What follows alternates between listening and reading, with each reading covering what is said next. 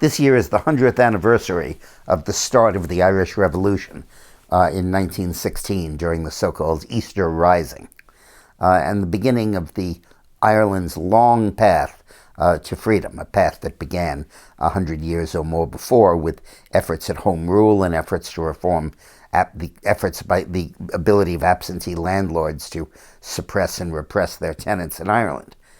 But in Easter of 1916, the leaders of the Irish Rebellion occupied the General Post Office in Dublin and were besieged there by British troops and held them at bay for almost a week, with a lot of deaths on each side. Finally, the leaders were rounded up. They were arrested. They were put in Kilmainham jail, which, if you ever go to Ireland, should be your first stop. It's in Dublin. They have a wonderful presentation there. And were put up against the wall and shot. Those executions reverberated throughout the entire island. People who previously had been willing to accept British rule suddenly turned against the British. And it made very clear that Ireland was not a part of Britain, but was an object of suppression by a military dictatorship. Then the Irish began to change their tactics, inspired by a brilliant leader, Michael Collins, who deserves to go down with George Washington and I guess Mao as founders of modern guerrilla warfare. What he did was to use a new tactic of urban guerrilla warfare. Assassinations, bombings, policemen would be walking in the street and would be shot. When they appointed a new governor general for Ireland, he usually lasted a couple of weeks or months, and then he was assassinated. And it became basically almost impossible to administer Ireland. He didn't have the kind of dramatic siege at the post office that the others did, but he was incredibly effective and increasingly forced Britain to its knees.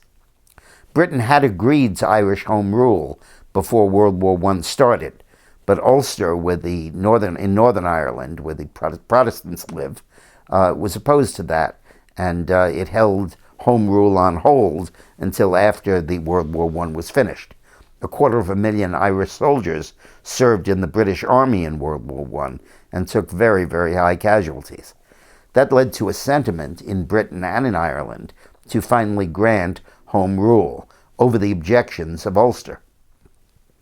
Then Churchill, who was in charge of these negotiations for Britain, summoned Collins and de Valera, the head of the Irish Republic forces, to London to negotiate a treaty for Irish home rule. And de Valera smelled a rat and refused to come, because he knew that Britain would never surrender control of Ulster. And without that, there would not be a free Ireland. And de Valera wanted to keep his political skirts clean by not being part of any treaty that gave Britain ongoing control of Northern Ireland.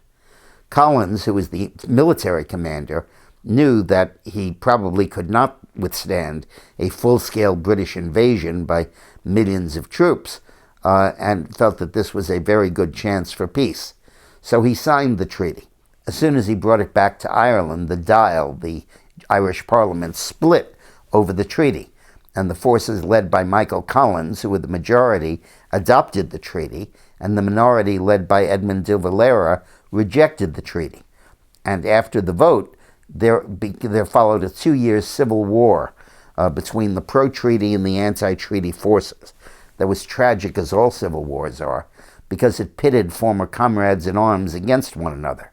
And indeed, Michael Collins, the hero of the Irish Revolution, was assassinated by de Valera's forces during the Civil War. Eventually, the pro-treaty forces won.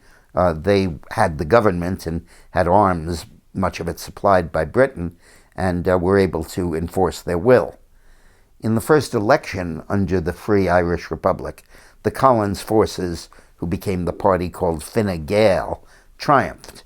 And 4 or 5 years later, they triumphed again, and then again. Each time, de Valera's numbers gained and gained, but fell short of a majority. De Valera took the position that he would not allow his deputies to be sworn into the Dáil, because they would have to take an oath of allegiance to the British Crown to do so under the terms of the treaty. But finally, in the third election in the early 1930s, De Valera's forces, called the Fianna Fáil, won a majority, and then they decided they could go ahead and take the oath and take their seats, and they didn't have to worry about it. And De Valera and Fianna Fáil have dominated Irish politics ever since, with an occasional interruption by a Fine Gael victory. Thanks for watching.